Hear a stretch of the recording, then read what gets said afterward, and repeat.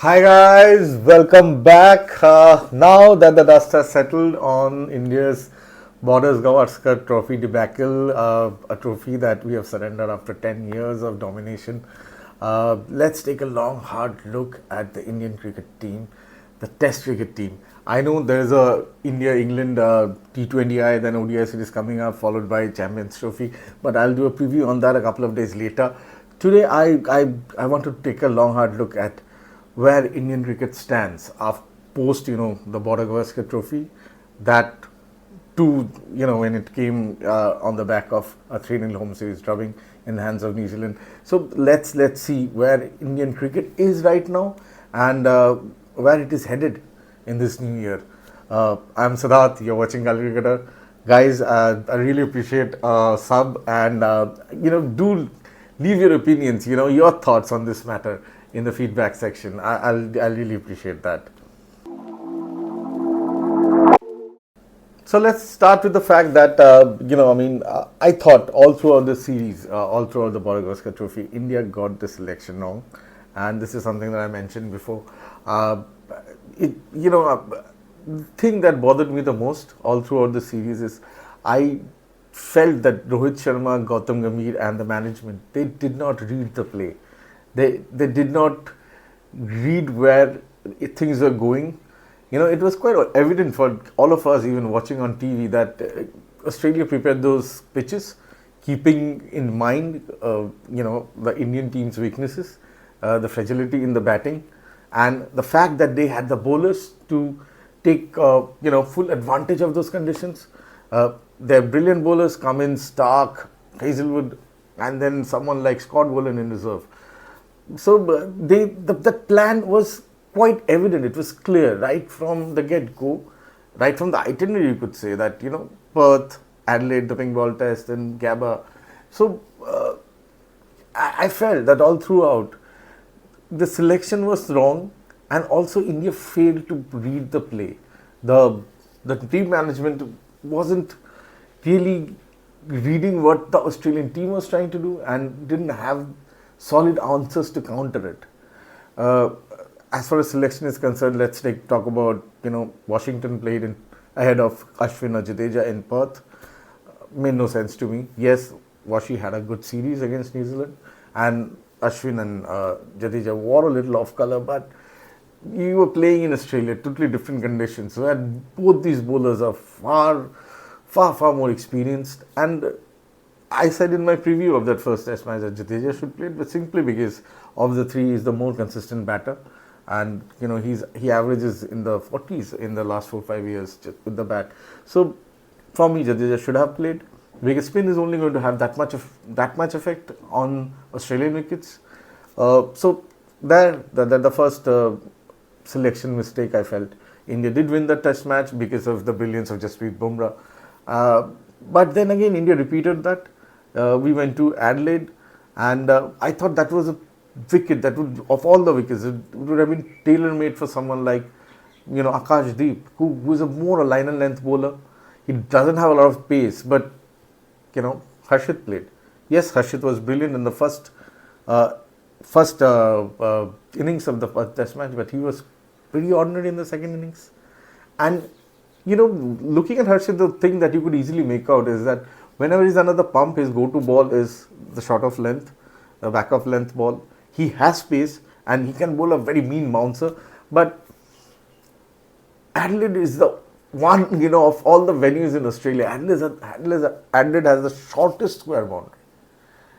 Why would you pick a bowler like that? Harshit, in my mind, play venues like Perth, venues like the Gabba in Brisbane, the MCG, those were perfect places to play Harshit, who has pace and who could have easily played the enforcer's role, especially when the ball went a little old and nothing was happening.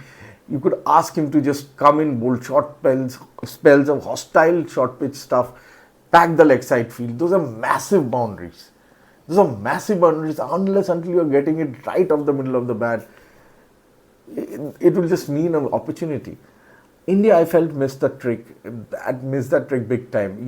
When you look at what Australia did, Pat Cummins in particular, against the lower order, Pat Cummins went hostile, went short, and that worked wonders. India couldn't do that. Now, Bumrah was bowled to the ground. You cannot expect your main bowler to do that, or at least not consistently. Yes, Mohammad Siraj, he didn't do it consistently. Secondly, he can bowl the odd bouncer at 140 plus, but he doesn't have that consistent pace.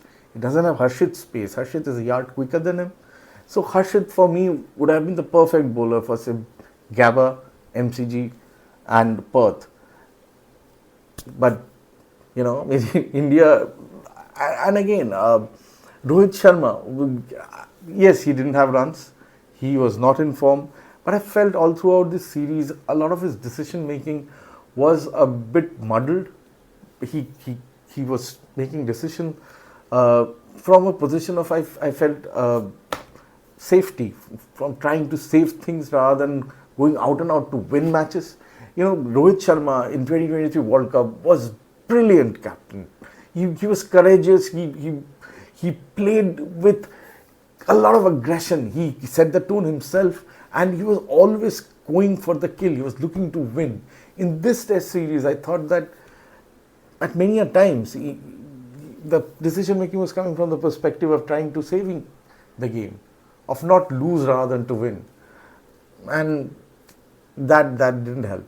Also, I don't know the behind the scenes, all the things that is now coming out in the last few days, the steps that BCCI is taking. It is quite clear that behind the scenes, things were not cohesive.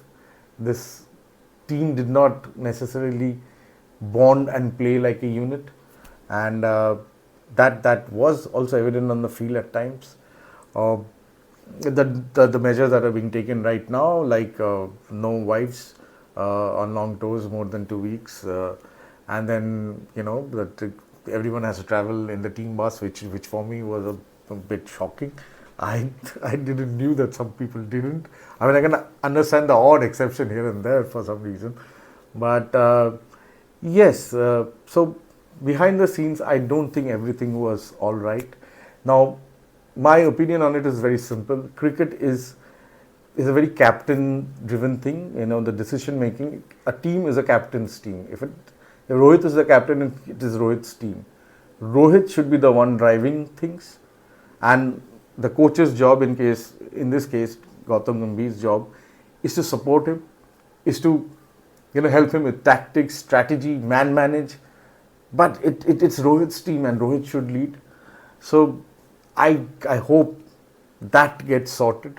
I hope this doesn't get repeated, because in 6 months' time we are going to go for another marquee series in England, 5 test matches, a new WTC cycle is starting. So this WTC cycle is done and dusted for us. But I hope that gets sorted out. And in this BGT, that reflected that muddled decision making. I for the life of me, I couldn't understand why India played 2 spinners in Melbourne, first of all. Because if the idea was to just lengthen your batting, if 7 batters are not getting it down, then 8 is not going to make too much of a difference. In Test cricket, if you want to win matches, you need to take 20 wickets. And the bulk of those 20 wickets needs to be taken by your top 4 bowlers. It is great if you have a number 8 who could bat a bit. Like say for example, Mitch Starc or Pat Cummins.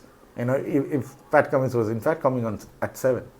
So their main job is to be very good at what they do, that is bowling, that is taking wickets. And I think India there, and that too, that happened after 3 test matches. After, as I said, it is a failure of being able to read the play. The wicket in Perth, wicket in Adelaide, in Brisbane. After that, you're coming to Melbourne. What makes you think you play 2 spinners? And, one can say, and the argument could be that, Washington Sundar did get some handy runs, a 50 in that first innings, which was important. But if you're just playing him for his batting, then why not Shubman Gill? So as I said, I think India got the selection consistently wrong. Then in Sydney, for the life of me, looking at that wicket, it was lush, green. you could hardly make out a difference between the square and the pitch. And India played two spinners. Why? Why not? I mean, Harshit Rana should have played in Melbourne, should have played in Sydney as well. You needed on those weeks play four frontline seamers, because see, Nitish Reddy was easily the find of the tour, but right at Perth, right, you know, by the time the first Test match finished in Perth, you could make out that Nitish Reddy is more of a batter who could bowl. I mean, I think Nitish himself would admit that he has a lot of work. There's a lot of work needs to be done with his bowling. You know, I mean, he could be just someone at this point at least who will come and give the bowlers, the main bowlers, a little breather, and would probably pick up the odd wicket here and there. But Nitish Kumar Reddy, the bowler, is not going to win you matches just by his bowling. And you need, in these conditions, the wickets that were there in Australia, India needed to consistently, frankly speaking, play four quicks, which they didn't do. But what actually bothers me is, after, you know, I mean, at the start of the series, if anyone would have told the Indian team that you'll go to Melbourne 1-1, they would have taken it. So you're coming to Melbourne, the 2 Test matches to go, the 3 Test matches, by then you should have read the play. I mean, Nathan Lyon barely played a role in this Test series. He has barely been bowled. In Adelaide, he was not bowled at all. He just bowled 1 over, I think. He barely bowled in Sydney. When he bowled, he bowled rather well and took some important wickets. But he got those wickets many a times more through gamesmanship than anything else, like the Chuman Gill wicket just before lunch in Sydney. But yeah, I mean, Sydney, 2 spinners, why? So India, see, I believe, the brilliance of Jasprit Bumrah kept us alive in the series till the very last day. And I am still of the opinion, had Jasprit bowled on that day, this result could have been 2-2. You know, that 161 would have been enough, had Jasprit bowled. But the moment he couldn't because of the injury, India was just left with 2 frontline bowlers who were again bowled to death. And the spinners barely bowled. I think in the second innings, Washington just bowled 1 over. So why were 2 spinners picked? I mean, these are experienced international cricketers. And this decision making throughout the series, all these decision makings, I thought were coming from not a place of looking to win, but rather to, you know, be safe. And that cost India.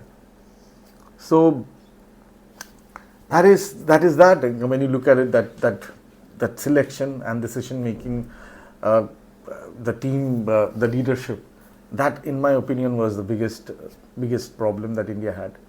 Then the obvious ones were obviously Virat and Rohit. And Virat Kohli is a great of the game. I mean, the amount of times Virat Kohli has won India games, I mean, going back in all formats, across different conditions and teams, all of that, sure. But I think Virat and Rohit have come to that point from where reputation alone is no longer enough. I know and I believe that Virat and Rohit should be in the team for that English tour. Rohit should still be leading, but I won't give them more than the first 3 Test matches. If they don't come good in the first 2-3 Test matches, then I think it's time to accept that it's time, they're done, and the team needs to move on. So, yeah, their form and the way they played, that just added to the fragility of the Indian batting. The fine was obviously Nitish Reddy, though he needs to work a lot on batting. On his bowling. Another great positive for me was Yashasvi Jaiswal. God, he is a superstar for the coming years. I mean, he already is a superstar, to be very honest. And I felt he consistently got better. That 161 in Perth, 160 rather in Perth, was brilliant. But then he kept learning, and he was the only batter, I felt, who didn't keep repeating the same thing, didn't keep repeating his mistakes, you know, and he got better. He has a good cricketing head, you know, and that showed. And those 2 80s in Melbourne, He deserved 100 in both the innings. Suddenly in the first one, God, he was playing beautifully. So yes, Yashasvi Jaiswal, and equally disappointing for me was Shubman Gill. You know, all the talent in the world, and it's so evident when he plays. I mean, but getting those pretty 30s are no longer enough. Shubman is no longer a spring chicken. He's been around for 4 years, and he has to find a way to get past those pretty 2030s, because his dismissal in Brisbane was really bad. That was a really bad dismissal. And again, the way he got out in the first innings of Sydney Test and second innings of Sydney Test, both of them. First time he just got, there will always be gamesmanship. The Aussies will always try to, disturb your concentration and stuff like that. But to fall in that trap, he has had enough cricket behind him to know better. Second innings also in Sydney, I thought he could have just given himself a little more time rather than just. But yeah, Shubman for me was the biggest disappointment of this tour, and he has to find runs, and he has to find runs quickly. The same applies to Shubman. If he doesn't come good in the first 2-3 test matches in England, I would drop him. He's batting for India at number 3 now. I'd love to see Shubman getting runs. I would love to see batters like Shubman in world cricket, because, God, the elegance of the man, and how easy he is on the eye when he's batting well. But all that talent and potential is one thing, and realizing that potential is another thing. If he doesn't come good in the first couple of test matches in England, I would drop him. I would ask him seriously if he really wants to play test cricket and be good in test cricket. Then go back to the domestic circuit, grind it out, get your head straight. Because I think the problem is more with his thinking than anything else. His application in his mind that has to change, because he has all the talent in the world. And that's why I'm pretty sure so many of you are so disappointed with his performance. Bowling, the fast bowlers, Mohammad Siraj bowled his heart out, but I just want him to find more consistency, because he to me is still a number 3 bowler. Yes, once Shami comes back, and fingers crossed that Shami will be back for the England series, and in England, coming behind Bumrah and Shami, yes, Siraj would look a totally different bowler, because when he comes behind them, he's a great number 3. I just hoped that in this series you'd find that in him. He'd become that number 2 bowler. I don't think he's there yet. He needs to be more consistent. He just has to find that consistency, because he has the right attitude. He pulls his heart out. He walks and walks. He's a workhorse of the team. But yeah, Akashdeep, he was pretty unlucky, but at the same time, I think he has to find ways to get wickets, because at the end of the day, it doesn't matter how many times you beat the bat, as long as you don't have anything to show at the end of the day for it. So, and Harshit Rana, great prospect. Prasidh Krishna again needs to find consistency. He at times looked clueless in that final innings. So Indian Test bowling looks all right to me. But they need to be backed. If India wants to keep consistently winning matches abroad, then you have to play most of the times 4 frontline fast bowlers. If that means a bowler plays at number 8 who can't bat, then so be it. And I hope that happens. And please leave Rishabh Pant be. I don't know. Rishabh Pant is not going to be Chiteshwar Pujara. So let him be. He is going to get out looking stupid at times, and that comes with the territory. Yes, do tell him that sometimes the situation is such that put away a couple of shots, fine. But tell him to play his natural game, because Rishabh Pant is one of the biggest match winners when he's playing the way he plays. So that's more or less it. That's the long and short of it. KL Rahul, again, KL Rahul, for me, he sometimes reminds me of Ajinkya Rahane. He plays a great innings and then he kind of thaws. Then he has to. I hope, I would like to see KL Rahul having a smashing series, where he gets three, four hundreds, big hundreds, daddy hundreds. I hope he, again, just like Shuman Gill, so elegant, so easy on the eye, with all the talent in the world, but consistency is the point. And at the end of the day, India have to look for that, and India has to reward consistency, and India has to reward the right attitude towards Test cricket, because otherwise we'll keep falling short. So that's been it. Thanks for listening, guys. Thanks for watching, and do let me know in the feedback section what you think, what your thoughts are, whether you agree, disagree, and your view on this matter. And do consider subscribing, guys. Thanks for watching. I'll see you.